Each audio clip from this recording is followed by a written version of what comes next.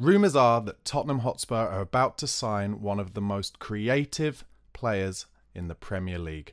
This is the Spurred On podcast, and welcome to another edition of Tottenham Transfer News. I'm Barnaby Slater. Thank you so much for tuning in. And let's face it, it's been a little bit slow when it comes to transfer rumours and gossip over the last few weeks. All of our time has been taken up thinking about that terrible defeat in the last Premier League game at Fulham, but I've been trawling through the rags, through the papers, trying to find the articles that show me who we are looking to sign this summer. Where are the gaps in the squad? What is Ange Postecoglou prioritising in terms of what we need to add the depth and the talent to really push on and challenge next season? Now, I know there'll be some of you watching this who'll be like, we aren't good enough to challenge. We haven't got what it takes. We're doing the same things over and over again. I disagree. I think we are setting a real kind of base level from which we can really push on next season. And some of these transfer rumours, I think, are very exciting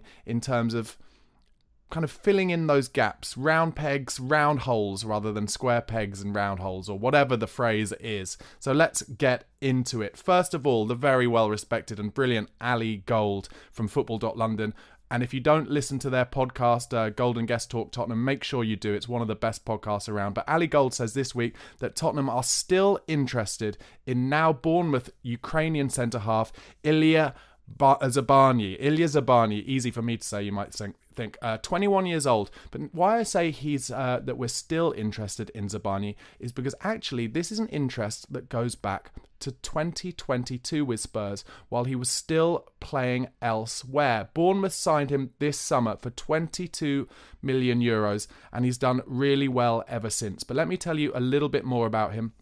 As I mentioned, 21 years old, he's played 34 times for Ukraine, scoring 1 goal, and 28 appearances in his debut season for Bournemouth at centre-half. Very impressive. Very rare that players come in from abroad and settle in quite so quickly, but he's definitely got the build for it. 6'2" tall, really strong guy. And do you know what I really love about him? Reminds me a bit in terms of how he loves to stay on his feet as a centre-back of Ledley King. Ledley was the...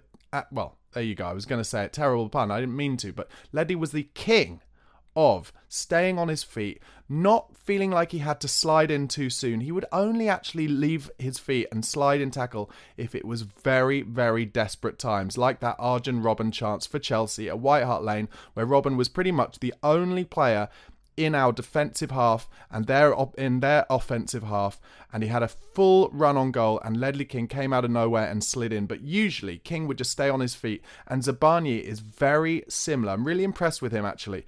He reads the game incredibly well, loves a long diagonal ball. Reminds me a bit of Toby Alderweireld with his long right-footed diags from the kind of right side of the centre-backs all the way over to the left-hand-sided forward, which could be good for Brennan Johnson or Timo Werner or whoever's playing there. I know, controversially, I've just said Timo Werner could still be at the club next year. I still think that's a possibility, which will wind up a lot of negative Tottenham fans, those of them that are out there. But 15 million for Timo Werner, I do not think as a squad depth player would be the worst thing ever. As I mentioned, though, Zabani, big guy, blocks it really well. I would describe him as a proper defender. What used to be called in the day a stopper. His most important priority is to stop the ball from getting into the danger areas, putting his body on the line, getting on the line behind his goalkeeper if necessary, just stopping the ball from getting in the net, whatever happens. So I'm really intrigued about this rumour. I really like him. He's obviously only been in the Premier League for 1 year. Bournemouth, as I mentioned, paid 22 million euros for him. I wonder, considering Tottenham have had an interest in him for 2 years plus now, I wonder if Spurs maybe spoke to his agent and his people and said, what we're really looking for at the moment is for you to prove how good you can play in the Premier League. We don't want to take a risk on spending 22 million euros on a player who hasn't played in the Premier League before. So maybe go and move to a club in mid or lower table in the Premier League and put in a release clause. And if you then prove yourself in the Premier League, as Zabani now has playing for Bournemouth, then Tottenham will be interested, because a lot of the rumours are saying that he's available for only 25 million euros, which for me would seem unlikely unless he had a release clause put into his deal. So let's have a look. I'm going to put this one at a 7 out of 10 possibility. We know, because Ange said a couple of weeks ago, we are looking for a fourth centre-back to challenge Van de Ven, Romero and Dragushin. And this one would make sense. He's a right-sided one. Dragushin, though, is also right-sided, and I was a little uncomfortable with his ability on the left side replacing Van de Ven against Fulham. But obviously it was his first game, so let's see what happens. So I'm giving it a 7 out of 10 for Ilya Zabani from Bournemouth. Next rumour. Gazzetta dello Sport in Italy, their big sports paper, say that Riccardo Calafiori from Bologna is interesting Tottenham. Another potential Fabio Paratici move for a centre-half from Italy. He's a centre-back, like I said, 21 years old. 25 million euros are the prices being quoted as how much Tottenham could be interested in. Juventus and Napoli also sniffing around him, though. So it's one of those ones. A young Italian player, is he going to want to move abroad straight away, or would he rather go to a big club like Juve in Italy and ply his trade there, or maybe a Napoli, who obviously had a bad season this season after their Serie A win last season. But that happens quite a lot, doesn't it? It's very hard to kind of follow something up a win by win, especially if you're one of the kind of unfancied teams like Napoli were. Calafiori has played 5 times for the Italian under-21s. Again, he's 6'2". He's a big guy. Left-sided, though. So this is what interests me. I think we're more likely to be looking for a fourth-choice centre-back who is a left-sided player. Because, as I mentioned, Dragushin is clearly very right-sided. So he's the number one backup for Romero, I would say, and at the moment is being forced into playing that backup role for Van de Ven while he's out injured. But Calafiori, as a left-sided centre-half, might make more sense, and he's also played at left-back before as well, and we know that Big Ange Postecoglou likes players who can fill in a number of roles. What I'd say about Calafiori, he is the dead opposite of Zabani in that he loves a slide tackle. He's on the floor all the time. He's got a bit of dog in him. He loves sliding in, a bit like Romero in terms of that kind of hunger and bite. But from what I've seen of Calafiori, he slide tackles so much in terms of recovery slide tackling that I do wonder whether that's because he's out of position too many times. Now, of course, he's only 21 years old, so he'll learn. But if you're out of position so much that you need to slide tackle back in the Premier League where the pace is quicker, you're going to pick up too many bookings, and that is a risk. Some positives to add on, though. He's got a really good strike on him. Like I said, real desire, real grit. And, you know, he looks like a talent.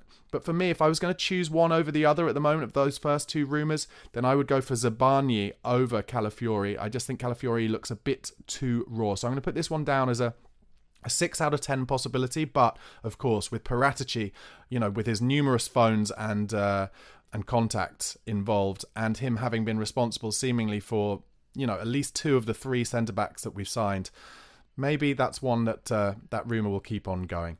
Guys, thank you so much for listening and watching. Just before I get on to the final rumour of today's Transfer Rumours show, please do give this video a like if you're watching on YouTube. Please do press subscribe and the bell button if you want notifications as to when my daily content comes out.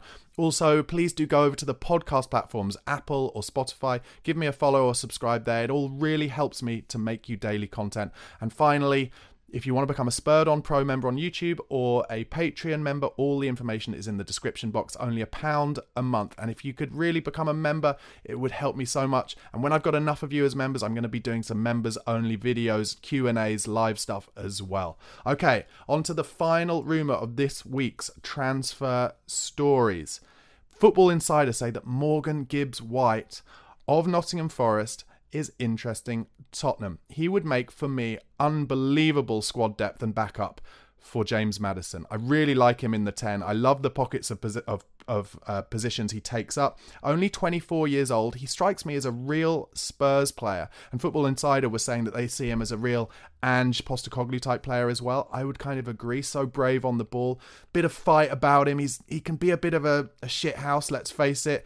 But he could potentially be our shit house. Really brave on the ball. Loves to create. Let's face it, Forest in financial turmoil at the moment. We already took Brennan Johnson off them. They tried to use that as a excuse as to why they failed the profit and sustainability rules, because we took him for a less price than they wanted to sell him for, so we could take advantage of that again. Rumoured to be on around 40 million euros in terms of transfer value at the moment.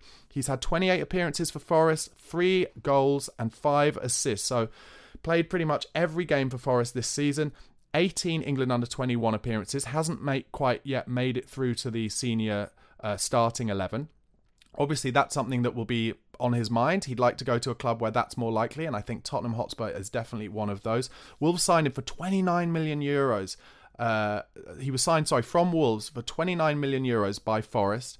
Huge amount of money, so Forest will want to get a lot of that back. 40 million euros, maybe 45 million euros is where you'd expect that to go. Really good finisher. As I mentioned, proper flair. He's got drive, a desire, brave on the ball, and just like I said, gets in great positions, and he's a lovely passer and crosser. So he plays in that 10, but he also isn't afraid to get out wide and put in lovely balls in the box. And as we all know, Ange loves his players to get onto the byline, cut balls back, get balls across the front, so that the opposite forward, say you're on the right, the opposite forward, the left side forward, can get in and score at the back post. So Morgan Gibbs-White, that excites me, this one. Let me know in the comments what you think. Would you like Morgan Gibbs-White at Spurs? I think he'd give us a little bit of grit and a little bit of edge, as well as some creativity. I'm going to give this one a 7 out of 10 possibility. He strikes me as someone that Ange would like, but let me know in the comments what you think. Guys, thank you so much for watching this episode of Tottenham Transfer Rumours. Really appreciate your support. As I said before, press the like and subscribe button. Go over to the podcast platforms, press subscribe or follow there, and most importantly, come on you Spurs.